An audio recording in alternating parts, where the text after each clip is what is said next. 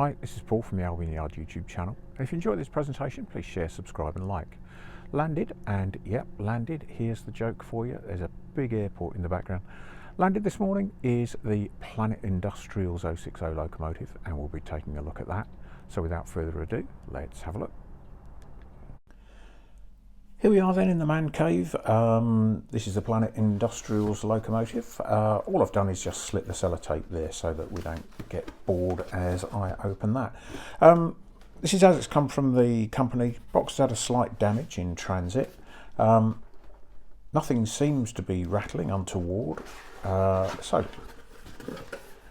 my invoice, get that out of the way. Simple bubble wrap packaging. And nice carton. The carton doesn't appear to be damaged in any way. We'll get that out of the way. And I'll try not to get a big shiny light on the packaging. Let's move that. Okay, that's better. Right, so that's it. Very simple packaging. If you've had anything from Planet Industrials, like their Acura Scale HUOs, then, sorry, not HUOs, they don't do the HUOs, they do the MDOs, then it is fairly typical packaging. There's something rattling in there, not sure what. Let's open it up. So fairly standard type packaging then. Good strong carton, an instruction sheet. I can see there's some components in the top right hand corner there, sorry. Very simple clamshell packaging.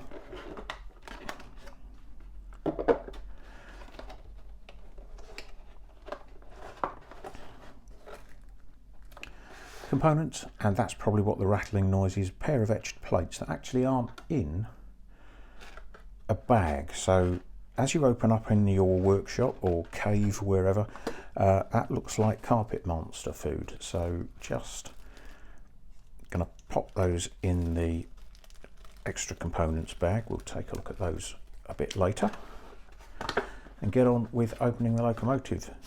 Simple, good quality clamshell package and some cellophane around the locomotive. So there we are. That's literally fresh out of the pack. Nothing on a very, very quick first inspection appears to be broken. There's a what looks like to be a PCB panel that's just dropped down there. So, okay, that we'll take a look at that. I don't know whether you can see. That appears to be completely loose. Now I suspect that might just be the blanking panel that hasn't pushed in or has come out in transit. The model doesn't look like it's damaged in any way, and the packaging doesn't either. Looking underneath the model, looking at the screws, all the screws are nice. There's no chewed heads or anything like that. Couplings work well. Buffers, they're sprung. Overall finish of the loco, really nice. If I get a look down the running plate, that looks nice and straight on that side. And on that side, as I believe it's a metal running plate. So the clinking sound is that PCB. And if I look really, I don't know if you can see really closely inside there, it looks like that PCB, the blanking plate, hasn't actually sat into the locomotive. So I suspect when I put this on the track it's not going to work because the PCB fit, the PCB chip or blanking plate isn't fitted, so I might need to take the top off. So that would be quite interesting. But apart from that, the quality of the model as it comes out of the box, yeah, looks really nice. I'm pleased with that. Nice unusual prototype. Let's get it on the track, see if it works, and if need be, we'll just pop that PCB back in place. Let's go to the workshop then. Right, we're now out in the man cave, and here we've got the Victory, and I've got it on a short test track here, and also a pannier. So just to confirm that the Victory isn't working because of that chip being misplaced, the blanking plate, we can see that it's not moving. So basically it just looks like we're going to be in effect fitting a decoder. These are the instructions. And they seem fairly simple. Basically all we need to do is to unclip the brake rodding underneath, 2 screws, and that will get the body off, and then we can replace this blanking chip. Now I've also noticed on this there is one of the slide bars that looks like it's just come out. We can see it here. So what I'm going to do is just pop that back in with a pair of tweezers, and there we go, that's now back in place. Now obviously that with this displaced blanking plug that we can see here, if you receive a model, not just Planet Industrials but any other manufacturer that has that, then as a consumer you can send them back for replacement or repair, or if it's a simple solution, as I'm guessing this is going to be, then you can have a go yourself. So let's crack on and have a go at that.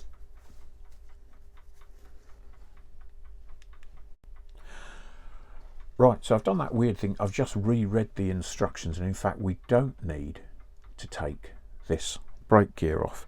So very unblokishness reading the instructions, I'm sorry about that, but it'll save a lot of teeth gnashing. So basically it's just these 2 screws at the end of the chassis that we undo, and then it sounds like the body will come out. So let's crack on and do those. Again, they're coming out nicely. I'm using good quality screwdrivers here from Proxen, and it's always a good idea to use good quality tools, because if you're using poor quality tools, then obviously it can damage anything whilst you're working on it.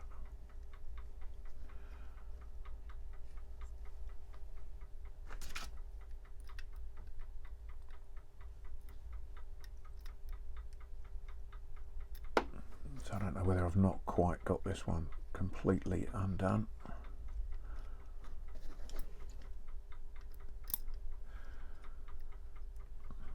Again, put them to one side carefully.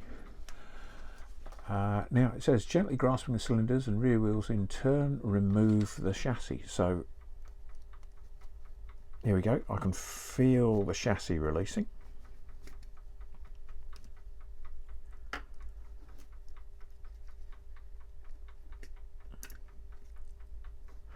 And there we are, there's the blanking plug, and that's what's come adrift. So I suspect as soon as we put that in, we'll be off. So we can see, looking inside this now, you can see that we've got a cast body, cast chassis, running plate, so we should have no problems. It should be a really nice running locomotive. Let's have a quick look at the chassis then. Both slide bars now in place, so that's looking nice. Nothing else appears to be damaged. We've got the Next 18 decoder there, or socket rather. Small brass flywheel, again, should be nice running, and just revolving the wheels there, I'm not feeling any grittiness, if you like, or resistance. So without further ado, let's pop the blanking plate back in.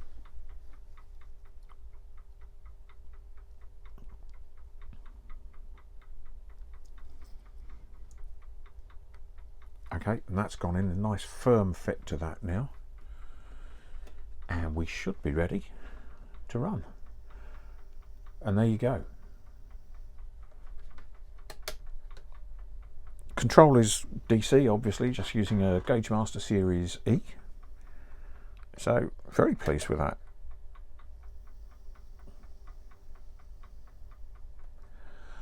So what I tend to do now is I'll put them on a set of rolling rollers, backrest rollers, and if I can get them, I'll do them now whilst you're watching. Lots of crashing in the background as I go further and deeper into the man cave. I'm just going to put 2 sets of rollers on. This is them, they're called the Saddle. Really nice quality product, and it's particularly when you're using something to run in stock. Again, get the best you can afford, because it's miniature engineering, and really you want to ensure that you get the best from your models. And by doing that with this backrest, again, very simple saddle. Let's take a little bit of a closer look for you.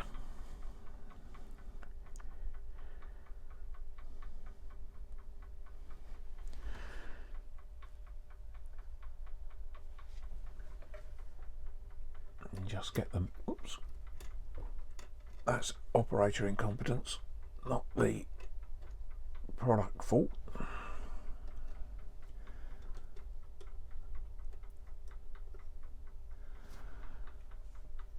There we go.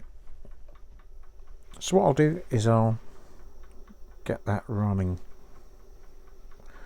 let it run for a little bit, and now up to full speed.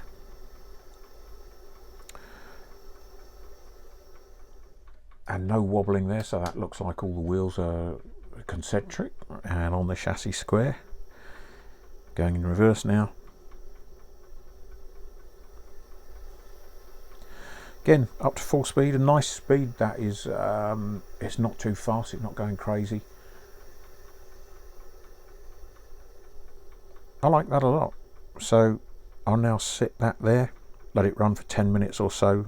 I'm not going to video that and bore you to tears with that, so I'll run it for 10 minutes or so in reverse, and then put it into forward, run that for 10 minutes or so, and then we'll get the top back on and we'll take it across to the layout and see how it works. Very pleased so far, very pleased indeed.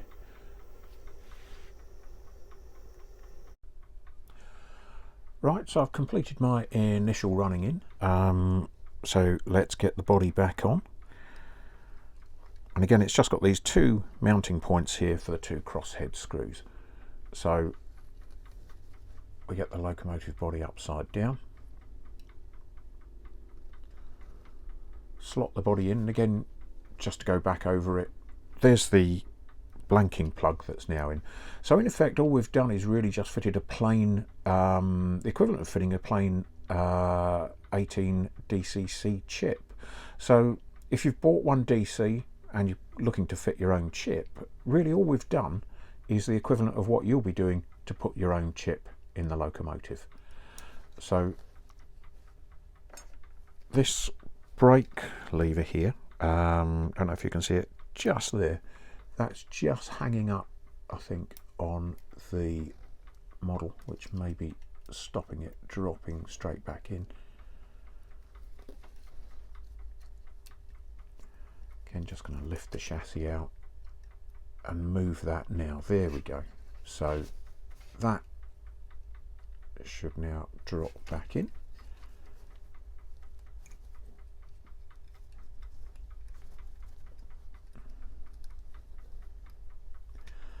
And it's not quite sitting down square. Okay. I'll stop the video now and take a look at this and then come back to you, and we'll come back to exactly this same point. But what I want to do, rather than waste time going is I'll take a look at it, see what's fouling, come back and we'll look at the resolution.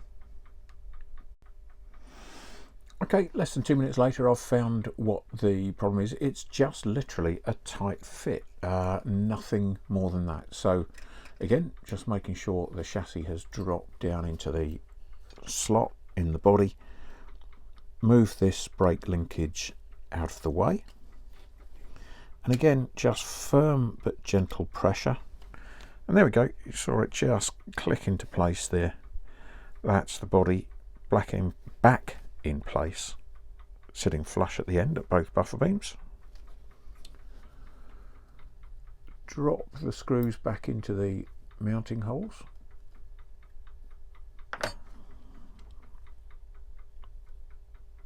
And again, using these good quality screwdrivers. Try not to cross thread it like I am, using too big a head there. There you go, that one's going in just fine now. Only do them up not much more than finger tight. Certainly don't do them up really tight, because whilst they are performing an engineering service, if you like, of holding the chassis in place, and there's the front screw there, what we're doing is just tightening them up. See, it doesn't go any further than that, just a little nip, and that's it done. So, locomotive now onto the test track.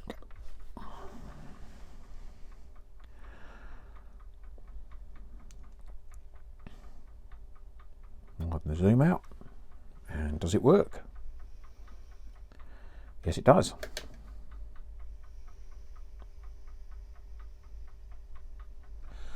So,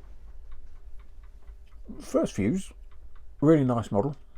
A little bit of a shame that the blanking plug was undone, and that the slide bar on the right hand side here had come adrift, but not really a problem to put them back together. And as I said, it's not just Planet Industrial, but you get occasional problems with any of the ready to run products. Your first step is to take them back or resend them back to the retailer if you're not happy with having a look at the problem yourself. If you're not confident, then don't get stuck in it. It is much easier and much better all round if you send them back. However, I've worked on quite a few models and it looked like it was going to be a very simple fix, so I was happy doing that, and I hope you enjoyed seeing that. And if you have similar problems and you have the confidence, then crack on and do them yourself. Initial thoughts on this: a really nice model. I think it will come up wonderful with weathering, and I'm now going to go and put it on the layout and have a play with it, and we'll take some pictures.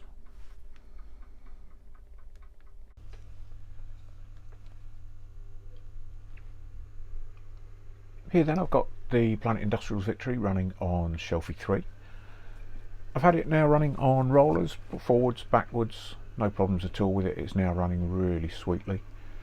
The track here hasn't been cleaned for about 2 or 3 months, so if there's any hesitation, that's almost certainly down to the track rather than the locomotive, just in case it stops.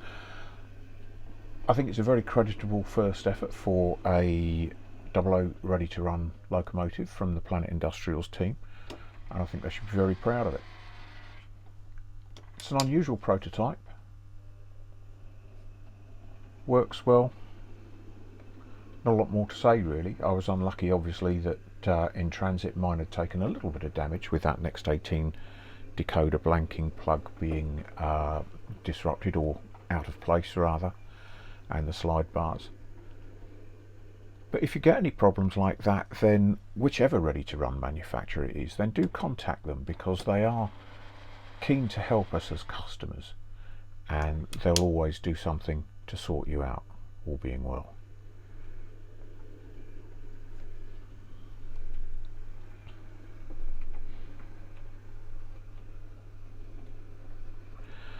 So there you go, pleased with that one, firing up the imagination a bit for another Shelfie with industrial, perhaps coal, or that sort of product.